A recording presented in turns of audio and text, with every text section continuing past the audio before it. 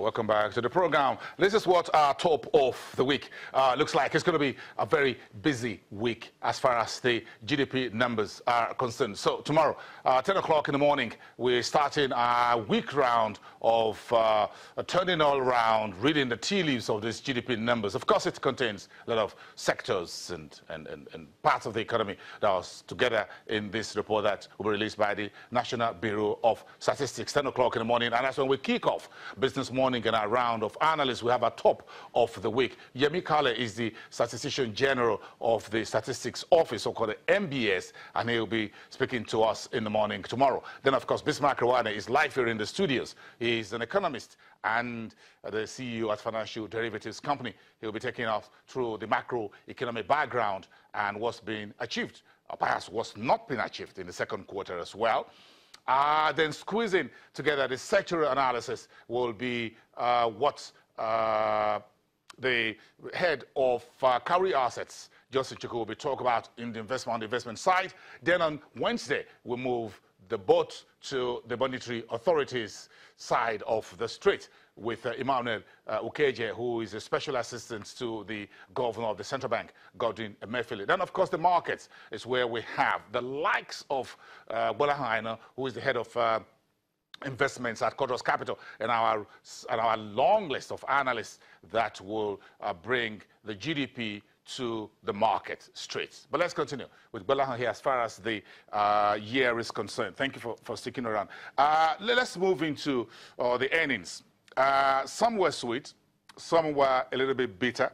EcoBank was one of the bitter earnings we saw during the year. Then you had a very sweet comeback for Stanbic IBTC, a massive numbers, not out of the blues. Yeah. So some were bittersweet as well.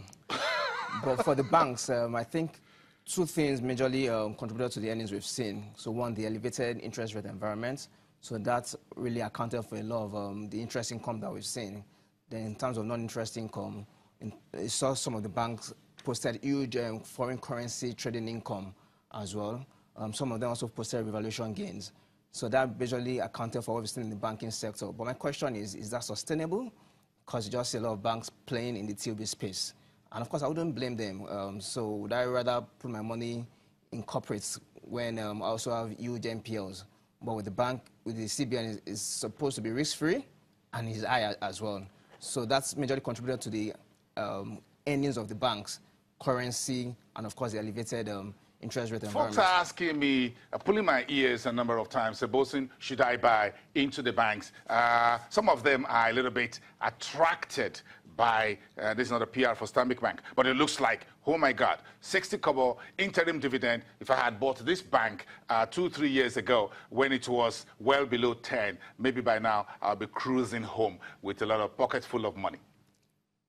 Well, for investments, really, I think entry price is always very, very important. And I think the mistake a lot of investors make is that they want to enter when the market is at its peak or it has its resistance price, rather when it has a rock bottom price. So for some of these stocks you mentioned, in terms of upside potential, is a bit limited, not so much. So really, is it the time to enter the market? If you have a long-term view, yes. Equity is always a long-term play. Stanbic, I think one other thing that caught my attention, a lot of the income also came from their subsidiaries, Stanbic Asset Management, which is quite impressive. So in terms of their revenue, is being diversified. So I think Stanbic is a company that is diversified in terms of their audience structure. But again, if I look at the rest of the big banks, and I look at interim dividends, 25 kobo, 30 kobo, 60 kobo for half year, if I'm a little bit greedy, I'm expecting another 50% at the end of the year. So I'm home with about maybe 120 kobo in Stanbic, maybe a 60 kobo in GT, maybe a 50 kobo in UBA, maybe a 60 kobo with Stanbic, and well, does that look very good? And access. Also for GTB, Zenith, for full year, they usually do about 1.50 kobo. So on in all, it's going to be about 1.75 kobo. So whatever the price, whatever the trading price on the counters, I can still look at a dividend which should be coming through January 2017. Oh, sorry, 2018. Yes, so maybe around maybe March, April. Yeah, but this is when the year ends, I should be looking for. So I don't mind waiting for 6 months more. But depends on objective. Are you investing for income or capital appreciation? So for some folks, they don't... Whatever it is, folks like money. Whatever the objective, it's all about money at the end of the day. Yeah. But very quickly, what are the big boys, the big corporates buying on the market right now? What are they buying? You are the head of investment. Well, so for us, like to... I'm not saying give us a secret of at Quadros Capital. Don't tell us about your client's portfolio. But what are they really buying? So I'm speaking generally. Yes, generally speaking. So it depends. So for a lot of for us and for some clients, they like to diversify their portfolio. So it's a bit of everything. We're seeing a lot of interest in the T-bill space, and that cannot be ignored. And the pension sector as well, most of them are even shifting from doing a lot of bonds to doing T-bills. And of course, you know, the yields will not always remain elevated, so they're taking advantage of the elevated yields. So in terms of equities, some of them are buying the banks. You can't ignore the banks. So Stanbic is still a toss for them, Zenith is still a toss for them, ETB is still a toss for them. And basically because of their resilience, their balance sheet structure, in terms of their NPL coverage, quite attractive. Some of them as much as 100% NPL coverage. So in terms of their NPL ratio as well, lower than the regulatory threshold of 5%. Also in terms of their capital adequacy ratio, about 20%. So those banks are presumed to be solid. And of course, we've seen the track record over time.